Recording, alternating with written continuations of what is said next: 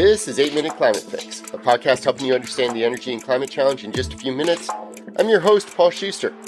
So I'm recording this episode from my office, which during holiday season doubles as the not-so-secret place where my wife and I stash all of the presents.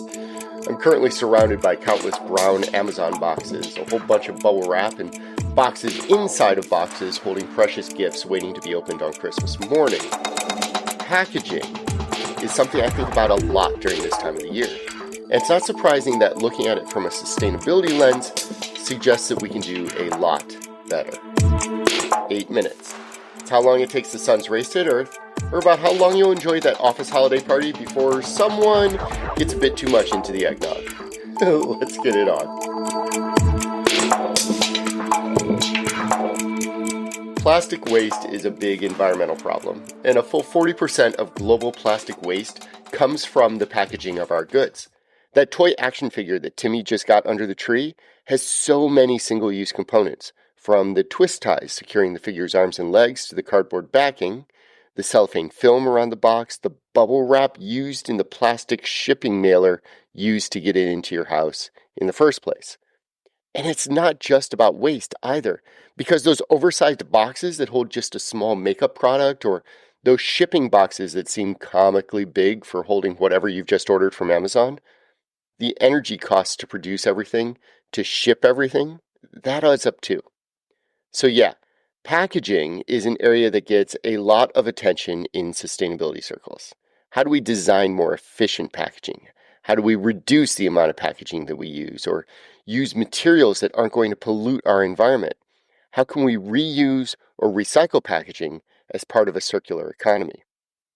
Let's start with how companies are looking at using different, alternative, better materials. A lot of work has been done to remove plastics from the packaging stream and replace that material with biodegradable or recyclable alternatives, such as paper.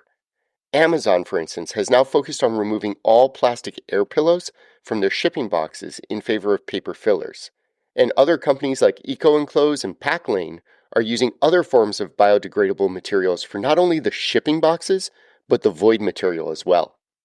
Or consider dry molded fiber, which essentially takes hardened paper and allows it to do a lot of what we've leaned on plastic to do for us in the past. For instance, we're now seeing blister packs for medications created from biodegradable fibers rather than plastic. Or Bailey's Irish Cream just announced earlier this year that they would be piloting a dry molded fiber bottle for their famous liqueur. A biodegradable bottle for those holiday tipples. And then there are companies such as Storopack that are experimenting with bioplastics, or PLAs, which are derived from corn and potatoes. Or Not PLA, a company which is using a seaweed-based alternative to plastic. Regardless of whether it's paper, dry molded fiber, bioplastics, or some other alternative, biodegradable materials are important, but where they can't be used, designing instead for reuse or recyclability becomes increasingly critical. Reusing packaging is something of a gold ambition for sustainability professionals because reusing the package means we're not generating waste. This could be anything from glass bottles that can be refilled or reused to completely rethinking what a product package may look like to begin with. Take Dunnet Bay Distillers in the UK, a producer of gin and vodka. They decided to do away with the traditional glass bottling of their products, and instead, you can now purchase their alcohol in foil pouches that kind of look like big dishwasher soap refills. It may not have the same aesthetic as a Tanqueray gin bottle, but those pouches cut down on size, waste, and can be shipped back to the company for recycling and reuse.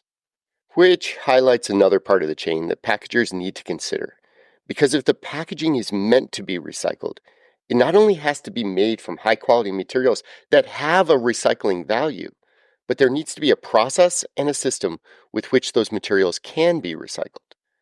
Nespresso recognized this as they were releasing their single-use espresso pod system that works a bit like Keurig coffee brewers. The pods were made from aluminum, but just tossing them into your local community's recycling stream was not going to be efficient. Local recyclers don't have the technology nor the capabilities to do anything with those old pods, which means that those pods would probably eventually end up in a landfill anyway.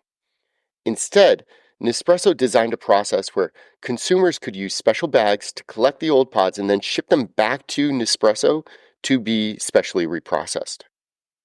So, designing packaging to be biodegradable, reusable, or recyclable is one area of focus, but there's also the need to reduce the oversizing of packaging. Anyone of a certain age remembers how compact discs used to come in long cardboard boxes where like 2/3 of the box was just empty air. Well, we see that same excess packaging as a big issue today as well. Amazon, if you're listening, I'm talking to you. Actually, I probably shouldn't pick on the big retail giant, as Amazon is trying to do a lot to reduce oversizing. Everything from bundling shipments together to using envelope mailers instead of boxes. The company touts that since 2015, they've reduced their shipping weight by 43%, which is outstanding. On the one hand, simply removing that unnecessary space is valuable and such a low-hanging fruit. But companies are also moving further to reduce unnecessary material. For instance, Coca-Cola has launched an initiative to replace their current plastic bottles with a version that's significantly thinner. And that translates to a 25% lighter package weight and big shipping and energy cost savings as well. Reduce packaging, reuse packaging, recycle, or reimagine the materials being used. Product packaging is a very front and center part of a company's interaction with their consumers, which means that it offers a great way to showcase a commitment towards sustainability, but it also means it has the potential to be abused too. Greenwashing of packaging is not uncommon, and this past year has seen something of a big crackdown on companies claiming sustainable actions.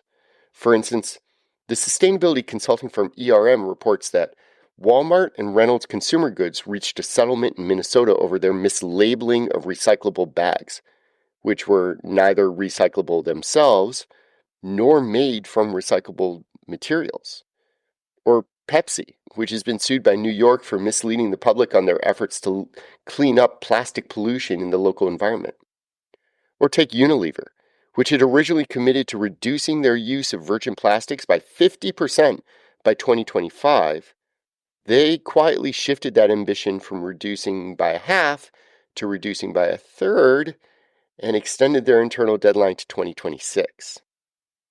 The way that companies get products into our hands is obviously a critical part of any sustainability action. From the product package, to the shipping options, to the bags we use to take groceries home from the store. We generate a lot of waste in packaging. Much of that is in single-use plastics that we have to get a handle on. And while there are a lot of companies taking good steps towards minimizing their impact, it's also incumbent upon consumers, regulators, and policymakers to ensure that companies are really living up to their promises and not just waving a green wand over their actions. And for what it's worth this holiday season, take a look at your own habits and see if there's a shipping bundle or two that you might be able to combine to cut down on costs and boxes. Happy sustainable holidays all. I'm Paul Schuster, and this has been your 8 Minutes.